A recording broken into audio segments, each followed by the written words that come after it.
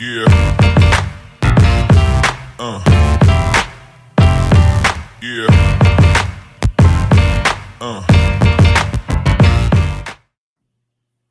What is going on, everybody? We are back. It is the Dynasty Gambit. It is Thursday night. No football tonight, and that's okay. That is okay. We are live. First and foremost, let's welcome back our good friend, Kyle. He's back on the Gambit for the first time in a while. He hasn't graced graced us with his presence in a while. Kyle, how are you doing this evening? Great. It's been, probably about 3-4 months. I think late September was probably the last time I was on. So happy to be back on the Gambit. I'm always going, leaving and going. It's always a big risk every time, but that's the Gambit, right? So, That is the Gambit. That is the Gambit.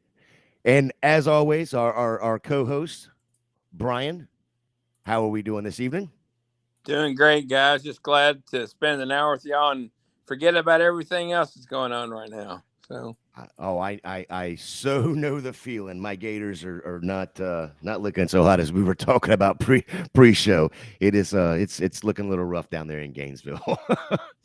But let's look at the last couple of weeks. We took off last week, and now we've got Kyle back with us. Just wanted to do a real quick recap of what's gone on or what's happened over the last 2 weeks.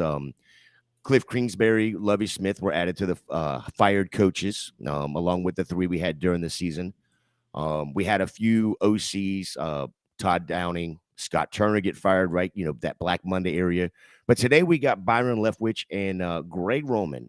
Byron Leftwich, of course, of Tampa, which I think they're cleared out most of their offensive coaching staff at this point. And then Greg Roman out there in Baltimore. Do these firings do anything for you personally with your dynasty teams? What are you looking to grab? With I guess in the Greg Roman being the offensive coordinator, Todd Downing, Scott Turner, and Byron Leftwich, more importantly, when it comes to fantasy and dynasty, are going to be the more important firings. Let's start with you, Kyle. Any of that concern you? You're looking forward to any additions anywhere? I mean, I suppose the truth is I find it so hard until we know who's hired. I think that's the true mark of where the fantasy landscape is altered. I think for some of these OCs, we kind of almost saw that coming. And I guess it's difficult because for all those teams, it's not an offensive-minded head coach. So whoever is the OC really does get full control of the offense, their system. They get to choose how to implement it. So I guess whoever gets full control. I mean, I guess we'll have to judge to see. Because I know with Baltimore, like Roman leaving, I think that the fear is so heavy, so much running. Mm-hmm. But really, it seems like that's more the GM. Like they're not investing enough in the wide receiver position. And Roman's almost, well, I'm not going to be pass heavy if these are my receivers. My most talented players are my running backs. So let's run more. So I think that's for Baltimore. The fear really is: is the GM going to invest in receivers? I guess we don't even know what they're doing at quarterback. That's the big gambit of it all. That's why I kind of went back to the classic Lamar Jackson Dynasty Gambit image. I thought it was appropriate for this current time when both he and the Ravens are playing a big gambit right now, and it just got eliminated. Not to spoil anything for anyone who didn't know, but sorry, Brian, I'm rambling. I'm just getting used to being back, I guess. The other thing that came out today, and we'll get back to this in just a second, Brian, but since Kyle brought this up, the other thing that came out today was the GM and Harbaugh both said that Lamar Jackson is going to be our quarterback. We are looking forward to sitting down. They had already spent a couple hours with him today. It sounded like they were looking forward to sitting down and actually hashing this contract negotiation out. So that was quite interesting news that came out earlier today as well. Brian, what do you think about any of these firings over the last week and a half to today? I guess to me, I was a little bit disappointed with letting Byron Leftwich go. He's been a pretty big name, and I think he's probably the most talented one that got let go personally. But it kind of starts the Tom Brady carousel and where that's going to wind up. That's probably, as much as we may or may not want to hear it, that's all we're going to hear between now and probably July. So, right. And then I guess since I know you are a Pittsburgh Steelers fan, are you okay with? Are you disappointed that you still have Matt Canada? I, I'm on the fence. I mean, I think for me, I'd like to give him one. Pickett will be in his second year. So last year he had the aging Big Ben. This year he had.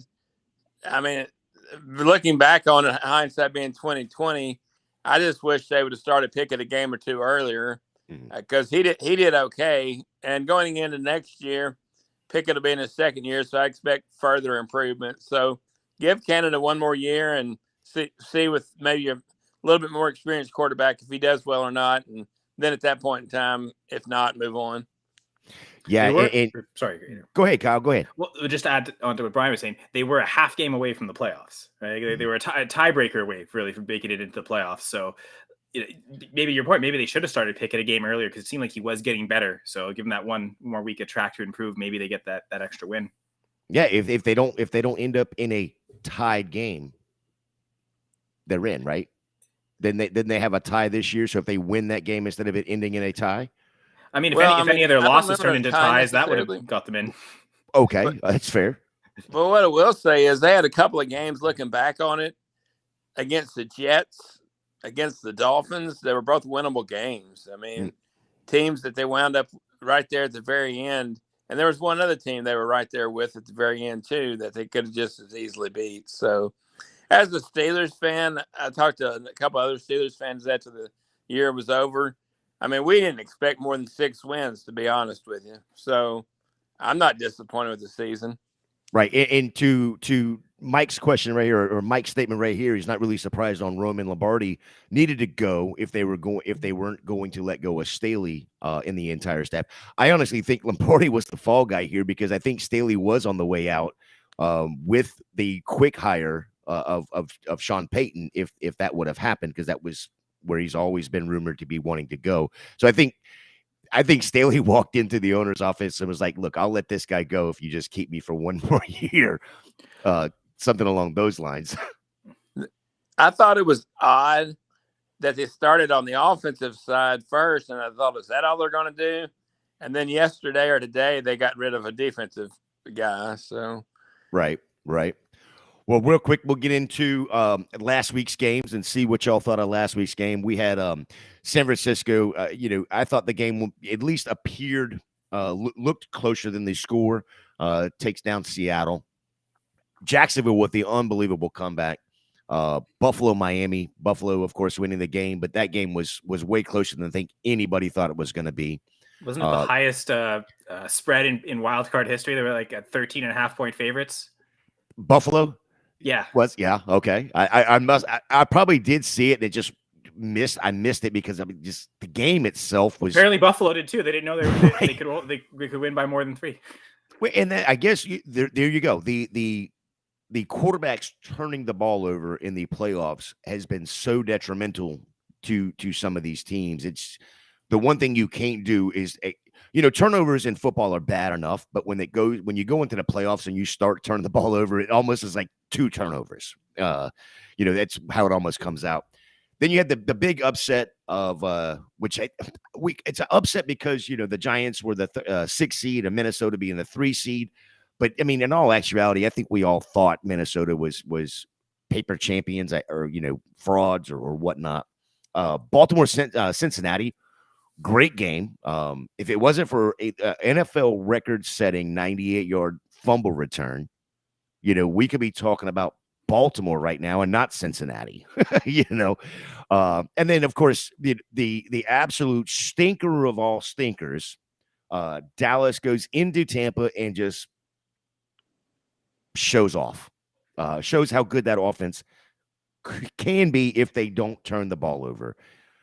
Because Tampa's defense is a top rush defense. No, they didn't rush the ball all over the place, but they did what they had to do is what they, for the win. And Dak Prescott looked pretty damn good, in my opinion. So we'll start with Brian this time. Anything out of either one of these, or out of any of these games that you take away from Super Wildcard Weekend?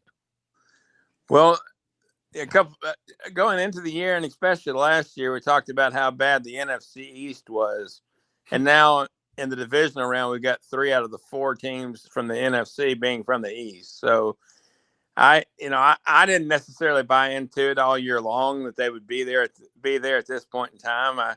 I'm still not a huge believer in the Giants, and we'll see against the Eagles. So I mean, they showed out this week more than even I thought they could. And then, kind of reiterate what you were saying, turnovers, not only just the turnovers, but a lot of them led directly to touchdowns. That's that made the Buffalo game close, and it completely changed the outcome of the Ravens game. So that's kind of a couple of takes that I had. Kyle?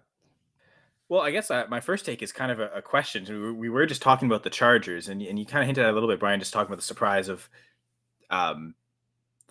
the defense first, or like, the offensive coordinator was fired first, and then a day later, the defensive coordinator got fired. But who do you blame? Like, I think you can't just say it's all one or the other, but offense or defense for the Chargers. I know where I lie on where I think I put more blame, but I'm curious to get your guys' takes on that.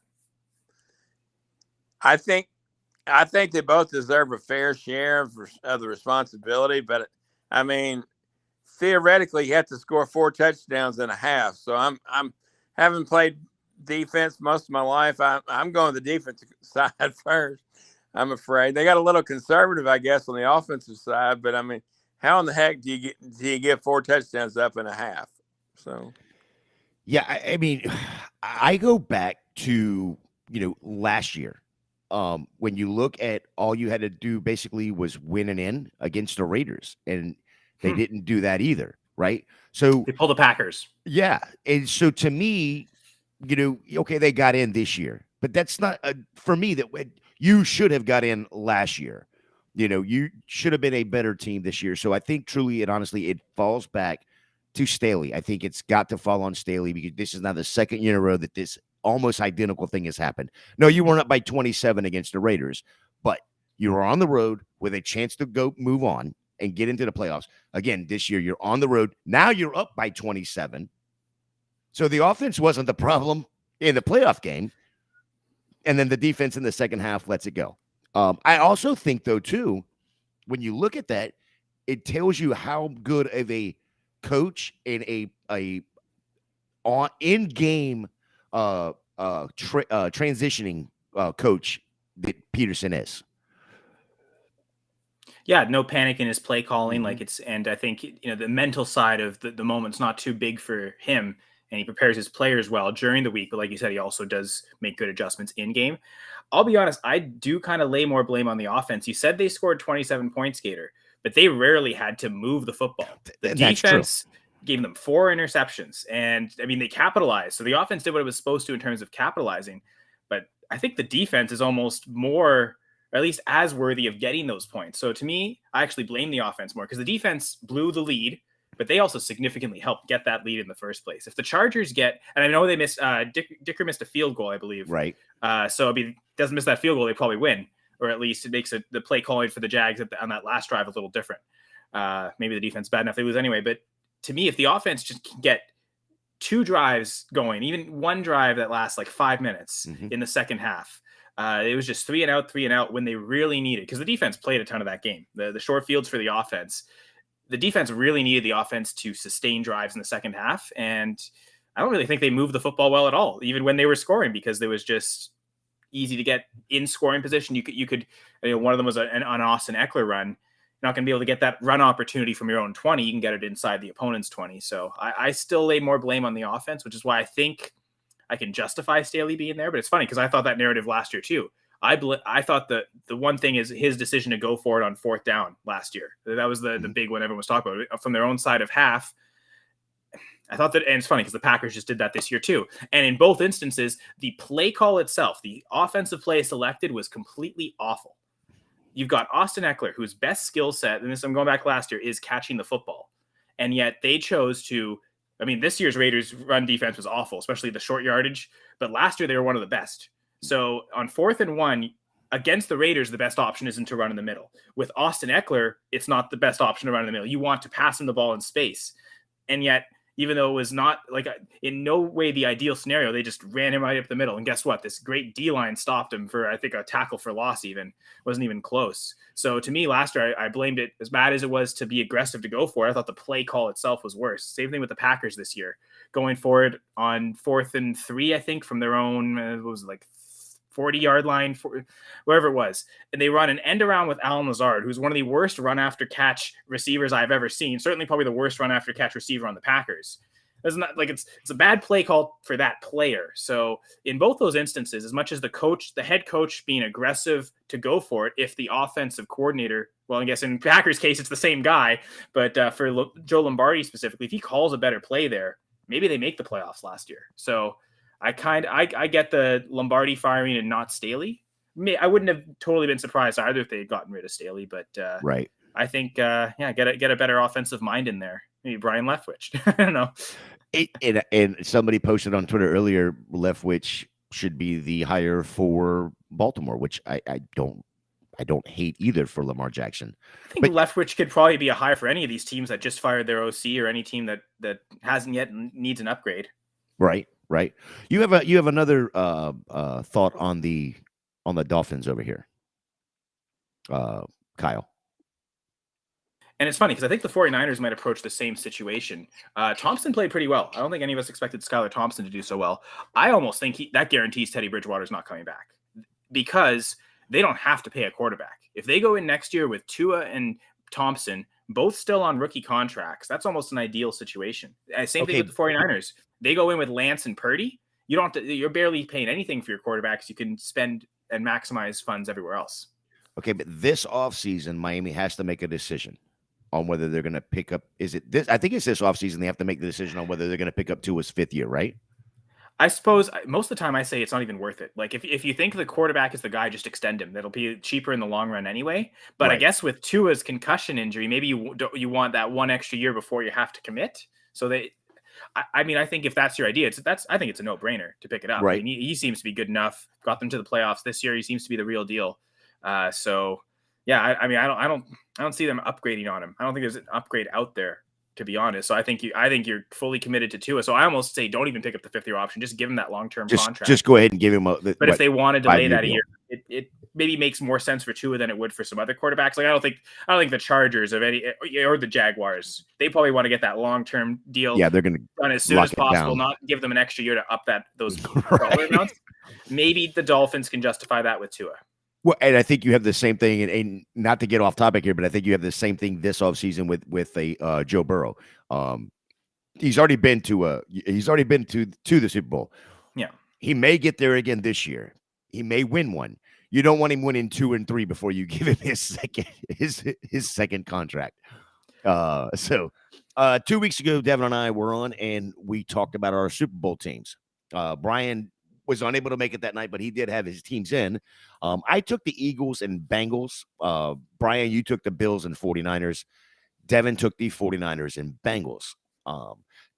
Since Kyle is back, I wanted to give Kyle the opportunity to, give us your Super Bowl teams and give us a little depth on these two teams that you have chosen. Well, before that, do you want to give Brian a chance just to give his explanations of the Bills and 49ers? I was going to go to Brian as soon as you were done. Okay. All right. Well, then I guess I'll go first. Sorry. Yeah, you're playing this so well. I should stop trying to take over and let the play caller just call the plays, right? But yeah. So my preseason prediction for the Super Bowl champion was the Chiefs, and I haven't seen enough from them, but any other teams to steer away from it. And I mean, they're the 1 seed. They got the bye, so I guess they had an extra day to prepare since that was the Saturday game between the Jags and Chargers, even though you didn't know for sure that they were playing them. But you probably thought, looking at the odds, now those Bengals and Bills games turn out to be closer. But yeah, I mean, I think Patrick Mahomes is the best quarterback in the NFL, and I can't think of a better reason than that to pick a team. I think they've got the team around him, though. It's not just a one-man show. They've got great offensive weapons, a really good offensive line that they've really retooled over the last couple of years really successfully. And I think the defense has made improvements. You still have some key players, namely Chris Jones. If you got an elite pass rusher like that's kind of like the most important ingredient for a defense. and maybe there's a couple holes like losing Tyrann Matthew. That's probably the biggest hole they still have over the middle of the secondary. But I don't think any defense in the AFC is perfect. So I just think, I'll trust Mahomes. The NFC, though, I think that was tougher in terms of picking who I think will get through. I guess I'm kind of banking on Hurts being okay. I guess I know he's questionable this week, which surprised me considering they played him in week 18. I figured, if it wasn't necessarily a meaningless game. They needed to win that to secure the number 1 seed, which then gave them the bye to rest Hurts. I thought that would be enough for him to be okay. And maybe he is okay. And it's just, they're playing safe with the questionable tag. So I think it's maybe banking on his health. Because he might be the best quarterback in the NFC. Probably him or Dak, I would say. Now, Daniel Jones did really play really well last week and make a case for it. But I think just great defense, great offensive line. That's a team that knows how to win in the trenches. And I think they've got the team around Hurts to help him. The A.J. Brown trade, that was very clearly a big win for Philly. That's, I think, completely changed that offense. So we'll go with the 2-1 seeds, which hasn't happened since Philly last won the Super Bowl. Which I guess 6 years ago, saying the last time Philly won a championship is a really long time ago, but not anymore.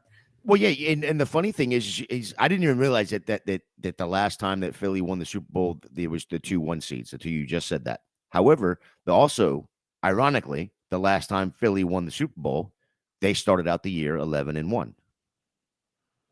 So and at the time, they had an MVP candidate at quarterback that got injured. Yeah, the parallels are there. So there's so much correlation. It's in parallel. It's just, but yeah. Okay. So Brian, you picked the Bills and 49ers a couple weeks ago. Let us know what your thought process there was, because I don't think the Bills are gonna. They barely got by Miami, right? Yeah, keeping in mind that my pick was 2 weeks ago, if I had to do it over, I might change it. But that being said, I'll stay with my original pick. The 49er half, as good as the Eagles defense is, I just believe the 49ers have the best defense in the NFC. That's just my 2 cents. Maybe the NFL. I was going to say it might be the NFL. So I lean the 49ers because their defense, they've got enough offensive weapons. Purdy doesn't have to be a star. It would be good if he could continue to limit his turnovers, but he doesn't have to be the star. He just has to be a role player. Trent Dilfer won a Super Bowl, but if Trent Dilfer can win a Super Bowl, I don't know why Brock Purdy can't. And then in regards to Buffalo, he's a rookie. That's why he can't do it. You can't do it as a rookie, right? That's just against all NFL policy. Those Ravens did have a good defense, but I don't think they have the offensive weapons that Purdy has access to. Debo, Ayuk, Kittle, even McCaffrey, just those 4 passing weapons. I think that's almost an all-star team, really. It is. After the McCaffrey trade, they just took off. So, and the Eagles really haven't been playing that great in the season, the last month or so. I understand Hurts was hurt and whatnot, but they just didn't feel right the last month. Almost peaked too soon. At some point in time, we had a question of when is their first loss going to be. My thought process was it was going to be to Dallas. Well, hell, it happened to Washington. So. That was the night that the question came up. Was and if I'm not mistaken, Robert Griffin III was the only one that picked Washington, of course. Exactly. So Philadelphia just has not played as well in the second half as they did the first. To me. Yep. Very nice. That's why I thought that very was a tough nice. pick. Yeah. Regardless. Also on that show, we Devin and I talked about some bold predictions and for 2023. And when we're talking about these bold predictions, we're talking more fantasy relevant dynasty. And I took Trevor Lawrence being QB1 overall, and I just threw fuel to the fire, added everything I could to it, and said Jacksonville Jaguars will be the number one seed in the AFC. Devin, of course, being the homer that he is, goes Justin Fields finishes overall QB1. Man, those 2021 QBs. Will my bold prediction be Zach Wilson is the QB1 overall? in the XFL. Okay, no. Okay, all right, cool. He's not good enough to come to the CFL, I don't think. It's not that good. Okay, Zach Wilson or Shrevler. Wasn't it Shrevler? Zach Wilson. Okay. Streveler's not good for a CFL quarterback, let alone an NFL quarterback. Okay, all right. It's just ironic that they're both on the same team. I figured maybe like the Argonauts or somebody was like hey Jets, try these guys out. Let's see which one we want next year. Yeah, Streveler can run well. He can't really throw that well. That's the problem. All right. He's a good backup quarterback. He's a really good backup quarterback, especially in the CFL. Brian, I want to give you the opportunity to give me and our guest and the everybody in the chat. What is your 2023 bold prediction? I've actually got two. I don't ever believe in one, so I've got two. My number one is Kenneth Walker, top 5 PPR running back. I like it. I like that. I don't even know if that's that bold, but I love it. Yeah, I don't think it's bold. This year he finished in I think he was a top 9, top 10. And if you if you take from where he started in week 6 to week 17, he was I top remember 6. When I was doing my rankings, if you took after Penny was traded the rest of the season, he's like a top 3 running back. I think he's basically right there with Jacobs, behind McCaffrey and Eckler. So you mean when Penny got injured, not traded? Oh yeah, I'm thinking of the opposite. It's Etienne. Same thing, because like if you take when Robinson got traded and just count that, he's also like a top 6-7 running back. So I think it was funny. It was kind of happening around the same time. So I kind of did that in my rankings. I remember one week I had them both in the top 5, my weekly rankings, and I talked about on the Full Press Fantasy Pod. If that was my reasoning, I'm counting their points per game since Penny injury, but the transaction with Robinson was made. And yeah, I love Kenneth Walker. Yeah, I think that's like I said, I don't know if it's a bold one, but I do love it. I love it. This next one's pretty bold though. This one though is bold. Brian, tell us what you got for your second one. My second one is that T. Higgins will actually score more fantasy points, PPR fantasy points, than Jamar Chase. That's a pretty bold and zesty one right there. But it's zesty. I mean, and don't get me wrong, I have more shares of T. Higgins than Jamar Chase anyway, so I would love to see that. It wasn't that far this year. I think in yardage, they were both over 1,000, but less than 1,100. I think it was only about a difference of 30 yards or so. 20, not even. It's 25 yards difference, or 15 yards difference, or 17 yards. Sorry, I could do math properly. 1,046 to 1,029, 2 touchdowns. I guess the only thing is Chase had 4 more games played than Higgins, but that also, I think Higgins, 2 of those games didn't actually play. So even we'll give him the 14, that's still 2 extra games, and Chase still outscored him. So it could happen, but yeah, it definitely would be a bold thing. Maybe, and eventually I think that was one of the fears of this year is our team just going to pay so much attention to Chase that Higgins is going to get one-on-one coverage every play and be that guy. Yeah, I think if they continue on the path that they are, as far as Cincinnati goes, continue to build that line, because you got to remember you got Kappa still out. So teams are able to actually throw a little bit more pressure, and the ball has to come out a little bit quicker. But I think if that line gets solid again, you could see ungodly numbers from Chase and Higgins both. But Kyle, what do you got for your bold prediction for 2023? Yeah, so a guy I had ranked even in redraft as like a top 10 wide receiver this year, probably one of my biggest disappointments. I think he was my second most rostered player in fantasy overall. Maybe I didn't buy enough into the fact that he would have a rookie quarterback. Maybe I'm just a big Ben hater and thought, you know what, the ball will go downfield. Maybe I banked on Mitch Trubisky starting more games, because it did that's almost the one player that Trubisky was better for than Pickett was Deontay Johnson. And now he's gotten the chemistry with Pickett, at least most of a season's worth. 0 touchdowns on, I think it's an NFL record. It's something like, how many catches did Deontay have? Like 70-something catches. 800 and something yards as well, 0 touchdowns. Now, they almost screwed up. In the last game of this season. He got all the way down to the 2. Mm-hmm. and you I couldn't think, get it. everyone talks, touchdown regression seems like it's a big catchphrase the last couple of years, but for someone to catch that many passes with 0 touchdown is a huge outlier. Now, rookie quarterback maybe explains a little bit of that, but that won't be the case next year. Pickett in his second year, I think, will allow Deontay to rebound. I don't think George Pickens overtakes Deontay as the wide receiver 1 on the team. So banking on a couple things, Pickett improving enough and to be able to be a better red zone quarterback, more touchdowns to Deontay. And so my bold predictions is Deontay will not become a top 10.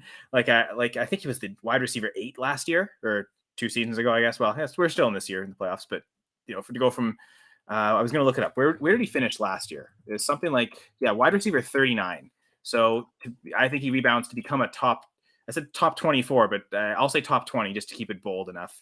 Yeah, I think Deontay is back to being a top 20 wide receiver. So he'll probably be my most rostered receiver next year because he's going to be way cheaper than he was this year, and I was all in on him this year anyway. Yeah. So where were you drafting Deontay Johnson last year? In your startups, probably or in your redraft games, like 4th round, 5th round. So where do you think he's going to fall to? 7 this year, somewhere in that range? Probably something. I was thinking 6, 7. Yeah, 6, 7. I mean, consider him a mid to late or mid to back end wide receiver 3. I could see that. I remember 2021.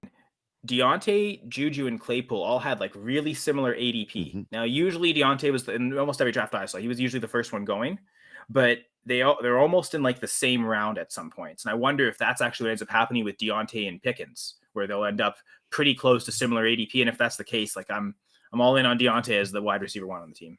I love Pickens. I think he's talented. But so you don't think that this year Pickens jumps over in ADP? No.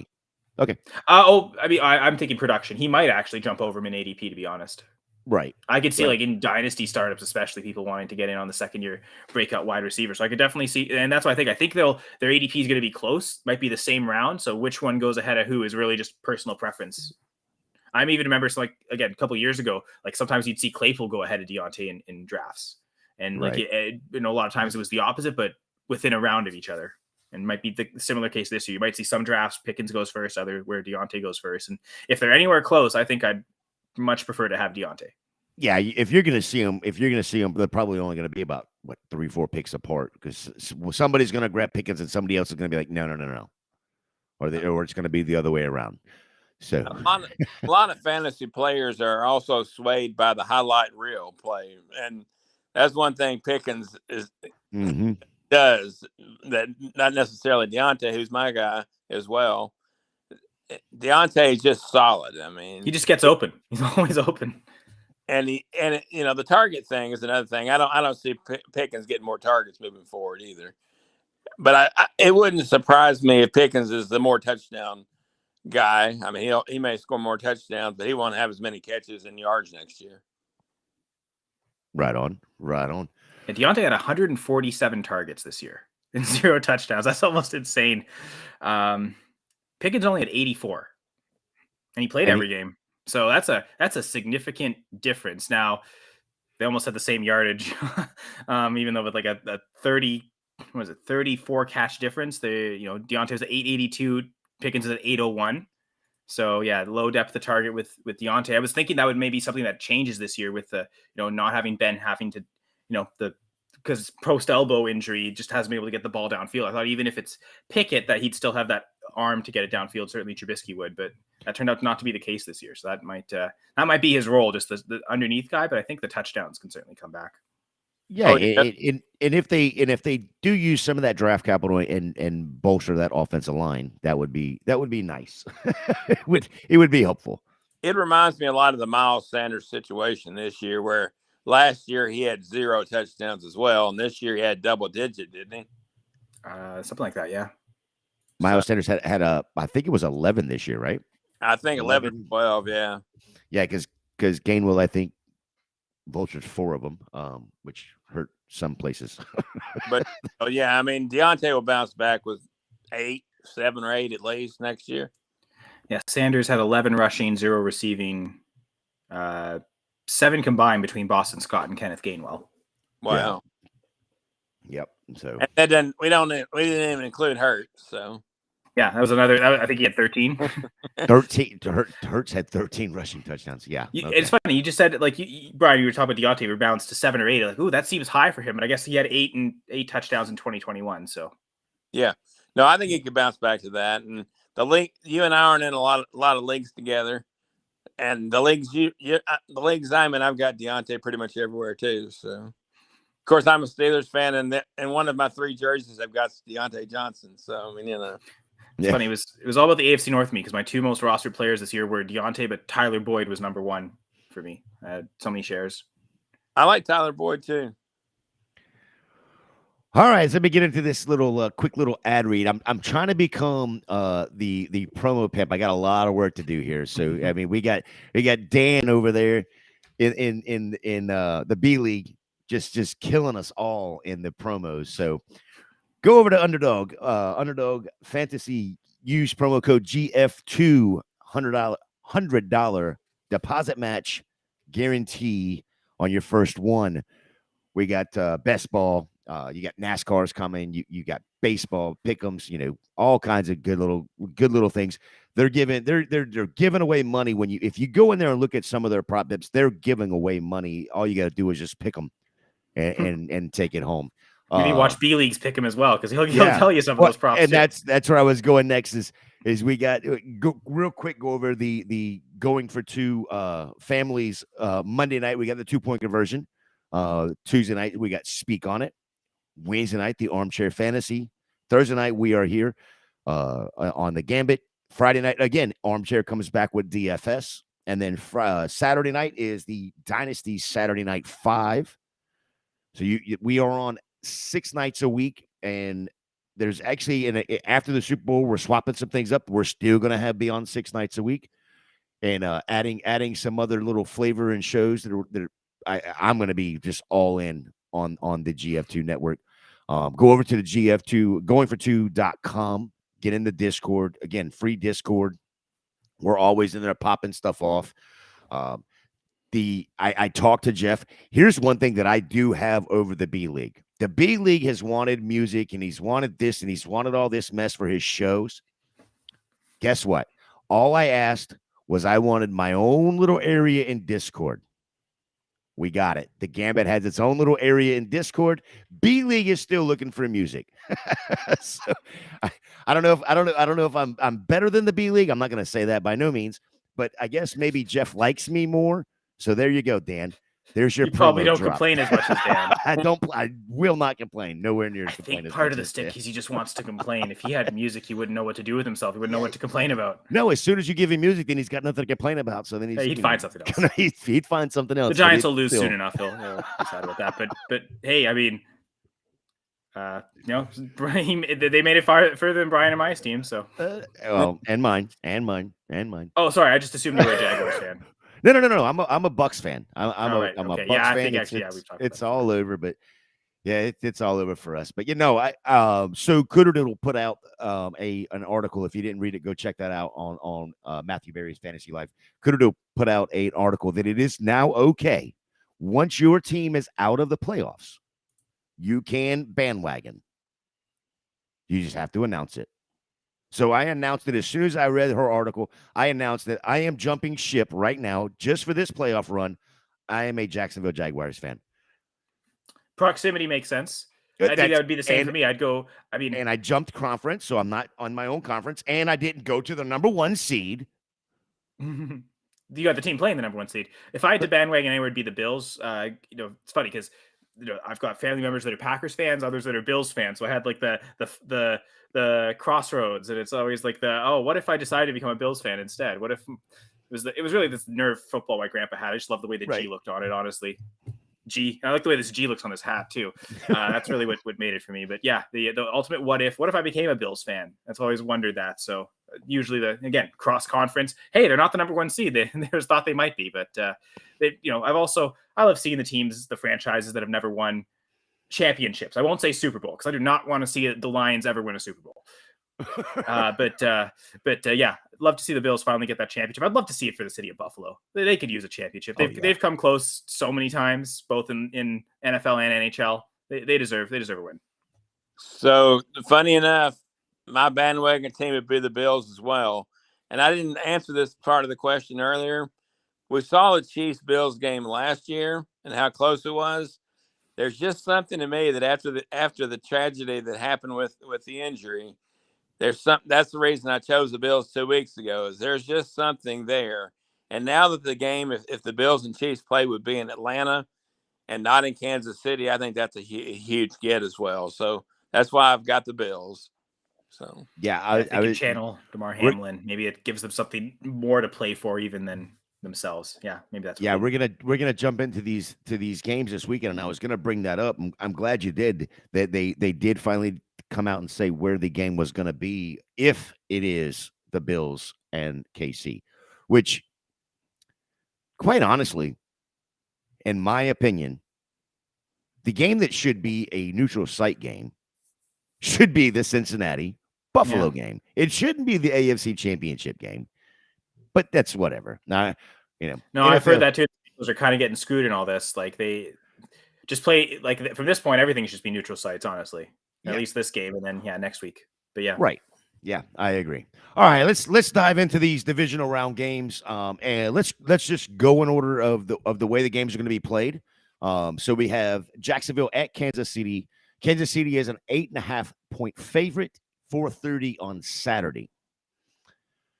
This is the biggest spread of the weekend. I think it's come down. I thought it was like 9.5 when it opened too.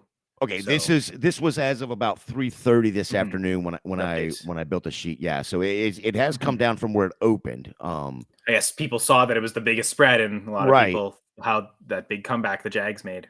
Yeah, and while I'm going to ask this question, and while you're answering, I will double check and check what the update is if there is one. So with this being the biggest spread, we saw the phenomenal comeback last week with Jacksonville. Does Jacksonville just have does it have any hope to overcome the Mahomes KC factor? Kyle? There's always hope, and I think Brian will echo this in his response based on what he wrote in the show sheet. It's not a 0% chance. It may not be that much higher than 0. Maybe it's a G for 2% chance that they can win this. I'm sure internally, though, Doug Peterson's going to have them believing like it's a true 50-50 game. I think he's the type of coach that can elevate them. I don't know if that will be quite enough, though. I think maybe the emotional high of that game last week, a bit of a letdown for them. I suppose if they get down behind by a lot, though, they're not too worried they can't come back. I just don't think the Chiefs are giving up that big a lead. They're not the Chargers, after all. Yeah, but they have been known to give up some passing yards. Yep, definitely true. All right, Brian, what you got? He just stole my thunder a little bit. The Chiefs have definitely been known to give up passing yards. One thing I'd take into consideration is it was Trevor Lawrence's first game last week, so maybe, who knows, but maybe he got his 4 interceptions out of the way and got his yips out of the way, and they'll play good from the start. It's definitely not a 0 chance. That's why they play every game. There are a few regular season games where you have 0 chance, but it's not a complete 0 chance. But the Colts beat the Chiefs this year. Like anything can happen. That was with Frank Reich. To be fair, I don't think they would have done it with Jeff Saturday. Well, exactly. But so no, there's not a 0 chance, but it's definitely going to be done through the air. Fair enough. And so it is the spread right now, at least on DraftKings, is at 8.5. Ironically, I didn't look at this number earlier. It is also the highest over under at 53. Yeah, so, which I was almost a little surprised about, but we can get to that in a little bit. Yeah. You want to go ahead and talk about that, or you want to go on to the next game?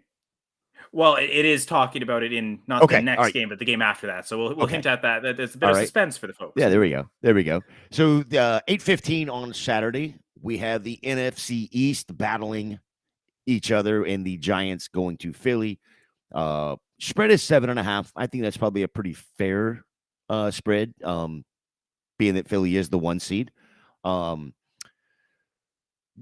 the Eagles just have too much firepower for the Giants defense? I mean, the Giants defense looked pretty good against Minnesota last week. Did they may have just, that might have been their peak.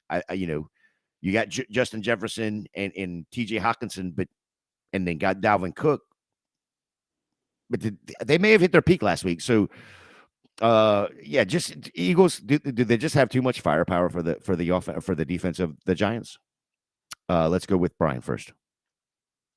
Well, the Giants' defense has struggled. They did do well last week, but at the same time, the Vikings funnel. They don't really have a ton of great playmakers. They have some. Eagles certainly have more, but it all boils down to me is not the defense itself, but more can the Giants execute their game plan. Earlier in the season, the Eagles beat them, I think, 48-20 or something like that. And then week 18, the Giants didn't play their starters. But the important thing is, can Daniel Jones and Saquon Barkley control the clock like they did at certain points in the game against the Vikings? Because that's what happened, especially first half, is time of possession was in favor of the Giants. And so as a result, the Vikings never really did get in much of a rhythm, to be perfectly honest with you. And I think that's what they're going to need to do that this week. Plus, also hope that the second half Eagles are there rather than the first half of the year Eagles. Very fair. Very fair. Kyle? Well, good memory to Brian. Yeah, I just looked it up. The Eagles beat the Giants 48. So you got that number right, 22. So I think you were a couple points off. But yeah, that's some good analysis there. I think as much as that score is huge, though, to answer the question directly, do they have too much firepower? No.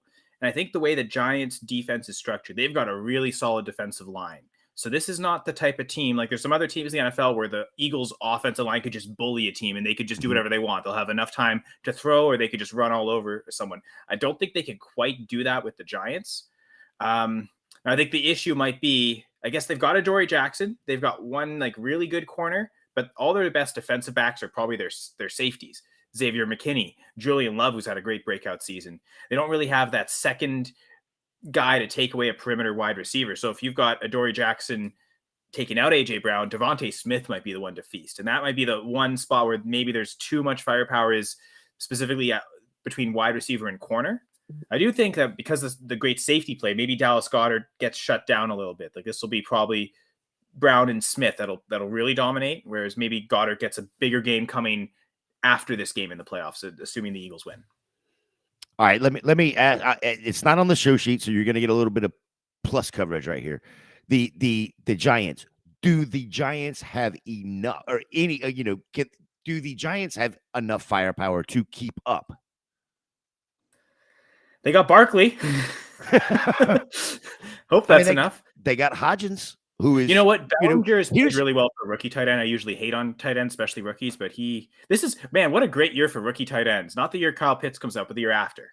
And right, they all do better than Pitts. But here's an interesting not stat, but an interesting deal that happened this year, or that I found out this year, is Hodgins has been in the Dayball system for 3 years now. He's with Buffalo for 2, gets cut in week 3, I think it was, gets picked up by the Giants in week 4, and then just goes off. So, I think Hodgins could be the X factor when it comes. If the Giants can win this game, Hodgins will be the X factor. One thing I will say, though, Isaiah Hodgins versus Darius Slay, you kind of favor the Eagles there. Even absolutely. As the other side of James Bradbury, you probably still favor the Eagles. But yeah, if they can find creative ways to get him open, who plays the slot there? Slayton's got to get involved. You got to get what's the other wide receiver there? Richie James. He probably plays the slot more. So right, but you've got to get the other guys involved just enough. Like you brought up Bellinger, you've got to get him involved just enough. You've got to get Barkley involved in the passing game as well, to have these corners, phenomenal corners, by the way, step up, to have that chance to get Hodgins or Slayton by them. I mean, hell, we could see, Galladay at one point have another touchdown this game. I don't know. Maybe he'll get his 7th catch of the year. Who knows? Yeah, I mean, they've got to at least throw the ball to him, because they've got to get. I mean, right now it's $17 million a catch right now. Something along those lines. It's ridiculous. Yeah, that's why they're just worried about winning games, and and as we mentioned, they've got a treasure trove of much better receivers like Isaiah Hodgins and Richie James, like all these names we thought were clearly better than Galladay. All right, we'll move on to Sunday. Sunday. Cincinnati at Buffalo, 3:00. 5.5 point favorite Buffalo. Oh, many questions. I don't want to get into all of them because this game. It's a game we wanted to see on a Monday night. Unfortunately did not get to see it. Thank God that Hamlin's Hamler for sure. is doing much better. So going back to last week, after we saw both of these teams involved in questionable play calling, what do you expect in this matchup? Remembering that both of these teams, when they played their games last week, Buffalo playing Miami for the third time, Cincinnati playing Baltimore for the third time. Teams Second know each time, other week in a very row, too. well, right? Yeah, teams know each other very well. And like you just said, Baltimore and Cincinnati had played the week prior. I want to say it was like maybe 3 weeks, 4 weeks that the Dolphins had played Buffalo there. So that in consideration, the very first drive, basically 5 minutes of the Monday night game, so it was 7-3. So I don't really not going to take too much from it because we didn't see much. Although Cincinnati looked like they were going to open up the passing game. What are you going to what do you expect from this matchup, Cincinnati Buffalo? Let's go with Exactly Kyle the first. last thing you said. Sorry, I just assumed you were me first. Really should stop taking over. But I think the passing game will take over this game for both sides, and I think it's just going to turn out to be one of this big shootout back and forth. I was surprised when they first set the lines that the Chiefs Jaguars was the highest over under and not this one. And it's funny. It actually came down the over under to the point where it was at 48.5, tied with the Eagles Giants. It's gone back up now. I'm seeing it at 49.5. But I think it initially started at 50.5, but I was still surprised that it was below the Chiefs Jaguars, which is through the week seems like it's remained pretty consistently at 52.5. Mm-hmm. So I kind of expected this to be the fireworks shootout match of the week, not necessarily Chiefs Jaguars. So I'm expecting big production specifically from the pass catchers. I mean, they've got.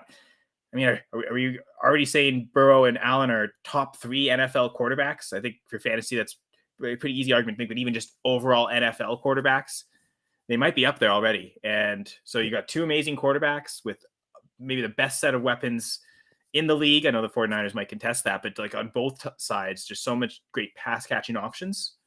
Yeah, I could see this being a shootout for sure.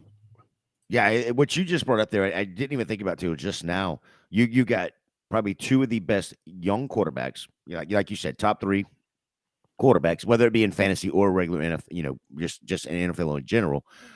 But they also have dominant, wide receivers that complement each other. Gabe Davis and Stephon Diggs. Sometimes Gabe's there, but Stephon's always there. So yeah, I love it. All right, Brian, what are your thoughts on this game? I completely agree with Kyle there that I would have made this the highest over under. I don't take a lot of things from last week's game. As a Steelers fan, the Ravens always find a way to be competitive, but they also find a way to make games ugly. So you got to give them a lot of credit. They did what they had to do with their backup quarterback to stay competitive. And the only reason the Bills-Dolphins game went up the way it did, Buffalo gets out to a 17-0 lead.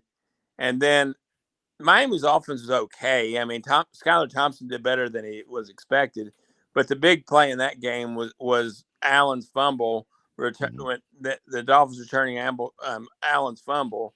That turned that game into a much more competitive game than it really was. So I don't really take that much from last week's game. So I definitely think this is going to be a high-scoring game. And like you already mentioned, the first 7 or 8 minutes of the Monday night matchup, there was already 10 points, and I think the Bengals were driving again. So yeah, they were. That's when the incident happened. Yes. So it was already on its way to set probably 13 or 17 points in the first 10 minutes of the game. So you do the math. That's 10 minutes times 6 is 60. So you're looking at 60 plus points, 78 points really on pace. So smash the over on that 49.5 while you still can. Yeah, I 100% agree. 100% agree. I think the 2 offenses are just going to take over the game. We've seen Buffalo give it up through the air. We've seen Cincinnati give it up through the air at times. So, yeah, I would definitely be smashing the over.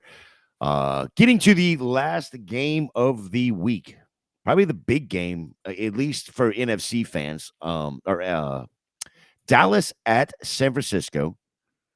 This is the opening line. I don't even know what the opening line was, but the 3.5 that it sits right now is kind of low to me. It seems like everybody's leaning San Francisco, supposed to hammer this game. It's supposed to be a blowout, blah, blah, blah, blah, blah. 6:30 evening or 6:30 Sunday evening. Question is, can Dak build off of what he did last week? The 0 turnovers, controlling the game against I'm not going to say Tampa's, defense in general is as good as San Francisco because they are not. But their rush defense, it was pretty good.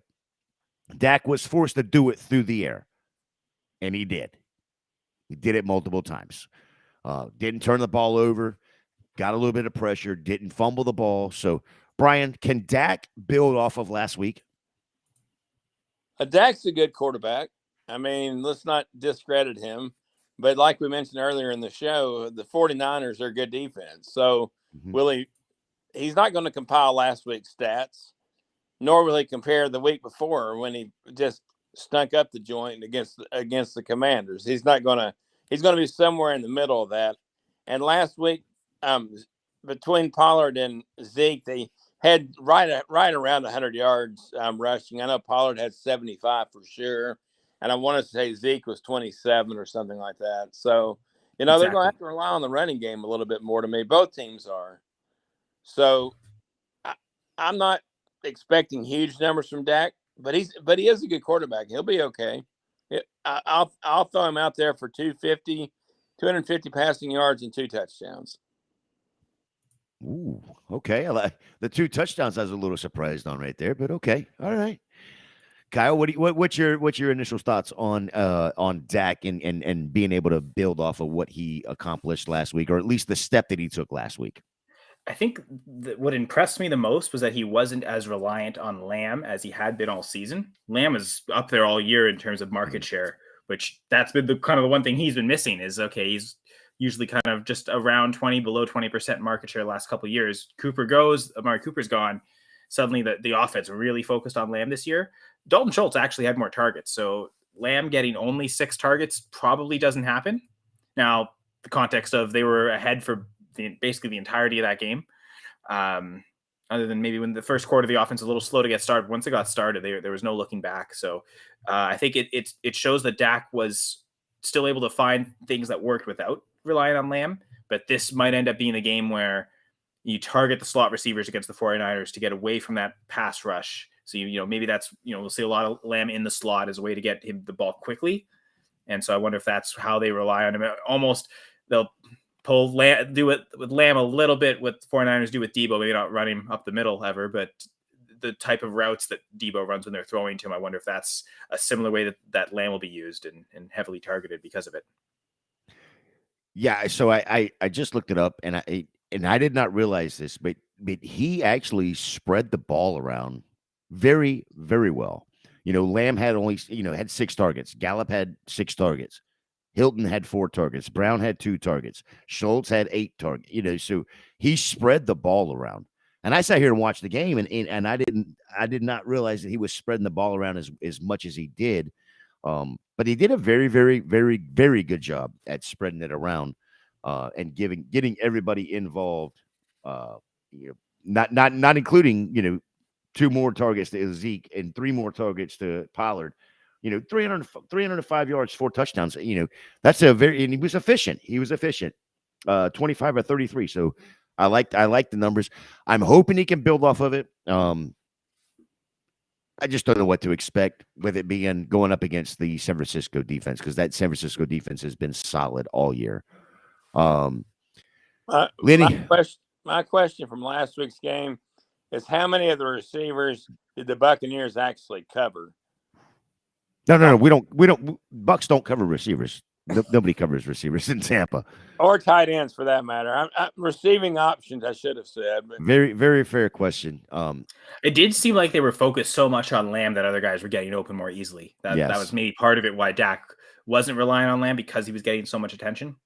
And I guess that leads to, I guess my point is that probably helped Dak realize that, hey, these guys can catch the ball too. I don't just have to go to him and force the right play for the defense. Right. I don't have to force the ball where you know, that's where you saw him doing the overthrows, or it was just behind him.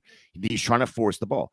Maybe that was the help that Dak needed, you know, mentally, to know that, hey, I don't have to force it. I do have other people that can catch and get a couple yards after the game, or, you know, after the catch. So I like his chances. Like I said, I just don't know, you know, what it's going to mean, or what he's going to be able to do up against the best defense. Do I dare call them the best defense in the NFL? Because I think they might be. San Francisco. Yeah, it's probably, if I had to pick a team for that title, I'd probably pick them. Right. Okay. They've probably got the defensive player of the year in Bosa, and pass rush is so important to defensive success. Yeah. All right. So flipping to the other side of the ball there. Let's go over to the 49ers. And it's a real simple question, I guess. Is Brock the Rock Purdy done after this week writing his Hollywood script, or does he keep moving on? What this is like a Hollywood script, a storybook, you know, going from Mr. Irrelevant, taking a team to the playoffs. You know, yes, he's got all these weapons, but what is this week done for him, or do we think he's going to move on? I don't think this is the last script for him, especially as Mr. Irrelevant. Any start he gets after this season is still going to be considered kind of a victory. I don't think he's done starting in the NFL. If he's played this well this year, it's not just going to be, okay, rookie contract's up, the 49ers get rid of him, no one's going to want him at all. I don't know. I think we definitely have not seen the last of Brock Purdy. Brian? I'm right there with Kyle. And one thing about it is, so your question has to start out with, they're not likely going to sign Garoppolo, I don't suppose.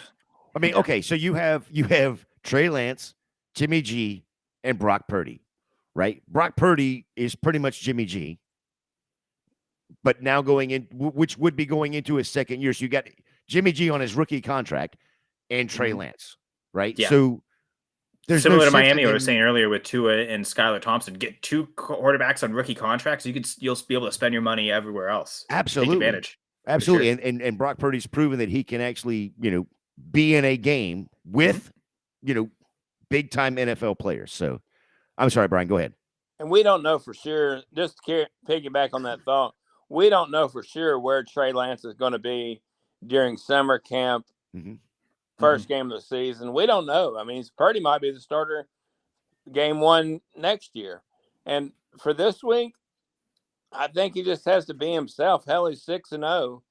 And he, you know, it hadn't been a fluke. And he just needs to rely on all of his weapons, and if need be, rely on more of the running game than they did last week. Yeah, I mean, here's the thing for me. If Brock Purdy goes and wins the Super Bowl this year, I mean, the dude could retire, be in the Hall of Fame in 5 years, because I don't think any other Mr. Irrelevant has gone and won the Super Bowl in his rookie year. You know, at least as a quarterback, starting quarterback.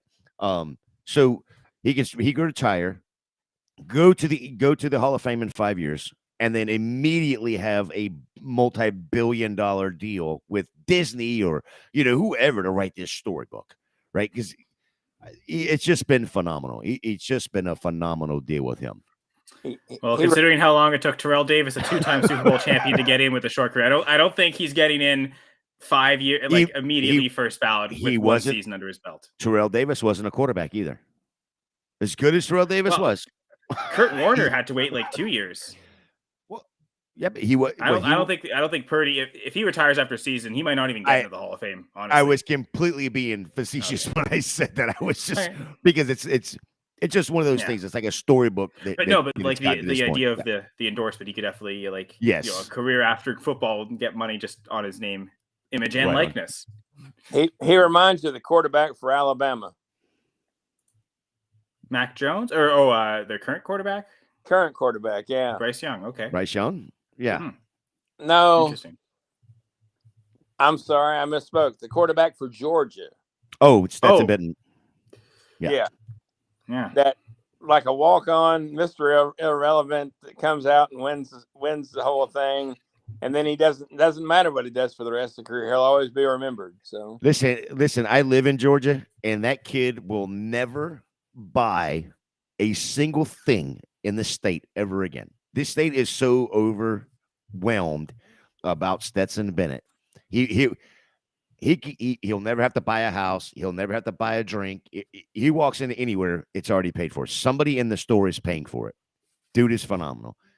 And again, the story, why can't there it is? The story is Stetson Bennett and Brock Purdy. They've got to be roommates like for the summer or something, and just like go in. I don't know what they're gonna do, but it's got to be like a reality TV show with the two of them. That's exactly. Maybe we can all set that up and we get the premiums from it. That'd be good. Yeah, I'm sure Bezos is finder's fee. I'm sure it'll be a Going for Two production. Watch it live on our Going for Two YouTube channel. Subscribe for all the updates. Subscribe. That's right. All right, fellas. When you sit down this weekend, you watch these 4 games, Saturday and Sunday. What are a couple things or one thing that you're going to be looking at that will influence you and your dynasty team's decisions over this offseason and going into next year? Brian, I want to start with you. Well, first of all, I've already mentioned one of my big, this is one of those hot thoughts out there. So I'm kind of curious whether the target share, what it's going to look like between Jamar Chase and T. Higgins, since I've already mentioned Higgins for more fantasy points next year. They last week, definitely Jamar Chase had all the targets funneled through him. He had the touchdown. Kind of curious where that flips. Second thought is Tony Pollard's looked really good throughout the year, but he's also had at times a lot less usage than Zeke, even though he's been the better running back. Kind of curious what that looks like this week. Last week he had 75 yards to Zeke's 27, but I'd like to continue to see how Pollard looks. So those are a couple of things I'm looking at. Kyle? I guess for me, it's the tight ends, specifically the tight ends from the underdogs. Assuming they lose, we won't get to see them the rest of the year. But I'm thinking of Daniel Bellinger and how much of a great rookie season he's built on. Like, is he almost a borderline top 12 dynasty tight end? But then, Evan Ingram and his expanded role. And I guess the one complication with Ingram is the Calvin Ridley effect on the offense. Is that going to take away from him? We're not really going to get that answer now. Well, probably we won't get that answer really until September.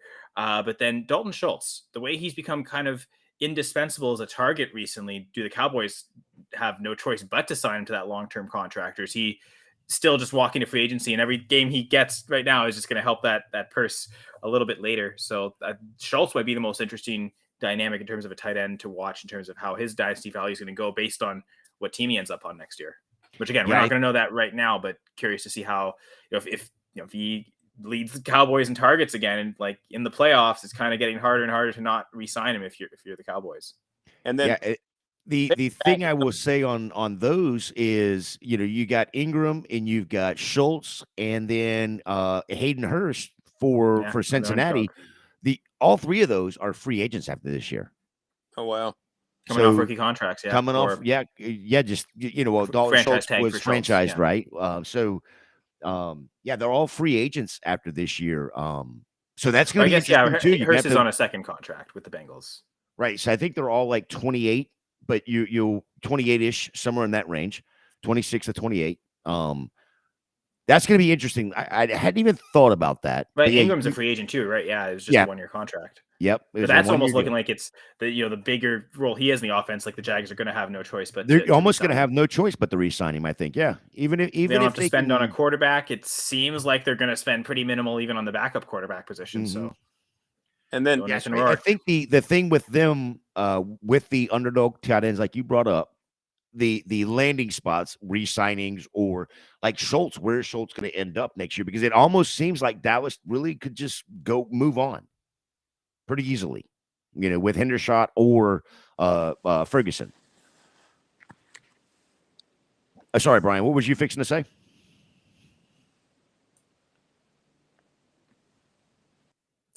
Did Brian? we lose Brian there? No, Oh, guess we did. have. All right. Well, that's all right, because that ends it right there anyway. Oh, he is back. There he is. Brian, was you fixing to say something there? Yeah, I was going to say that the other thing that's interesting is if Schultz re-signs, are the Cowboys actually going to make an effort to get another receiver besides T.Y. Hilton? I'm assuming they got to make some kind of move. Gallup is signed long term. Yeah, maybe it's actually their move comes in the draft.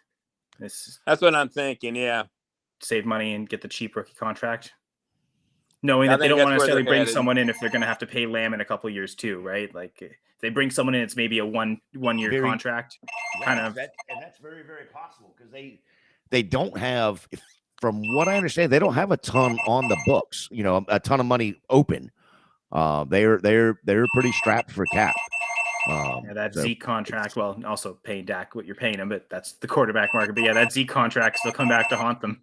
Yep, and he's got a lot of dead money too. Even if they cut him, it's a lot of dead money. But yeah, well, fellas, another great show in the books. That was fun. Kyle, thank you so much for jumping on with us. I know hopefully we're gonna have you all off season, right? Yeah, should be. Yeah. Awesome. So let's jump over and let everybody know what's going on, what you have going on this off season, where they can find you at. Brian, where can they find you? What you got going this off season? You can always find me at Vandygrad92. I'm in the process of kicking back a couple of podcast ideas. During the summer, along with Going for Two, I was for frequency's sake. I did a couple of podcasts per week with them. So we're looking at possibly a baseball podcast or possibly like a news breaking NFL podcast. We don't have anything definitive, but definitely I'll continue to be here on the Gambit, and I'm sure my roles will continue to expand. Awesome. Kyle, what you got going on this off season? Where can the people find you? So I've got the other podcast outside of Going for Two, Full Press Fantasy Pod. We've already recorded 2 episodes this year, this new year, for the playoffs. So we'll continue to, run weekly throughout the NFL playoffs, and probably throughout the entire offseason there. Maybe an occasional week off or so, but going strong on that with my co-host Brad Harvin. So really looking forward to continuing on the Full Press Fantasy Pod at FPC_Fantasy Pod if you want to follow the account. You can also follow me at Senra Says. And starting February 20th, technically starting February 13th, the Monday night shows for Going for Two will kick back off again. So literally the day after the Super Bowl, Gladys will have the season premiere of the 2-point conversion off-season version, and then I'll alternate weeks. So then that next week, February 20th, will be the season 3 premiere of press coverage, where I interview some people from the fantasy industry one-on-one. So looking forward to that again, and as well as all off-season on the Dynasty Gambit. Right on.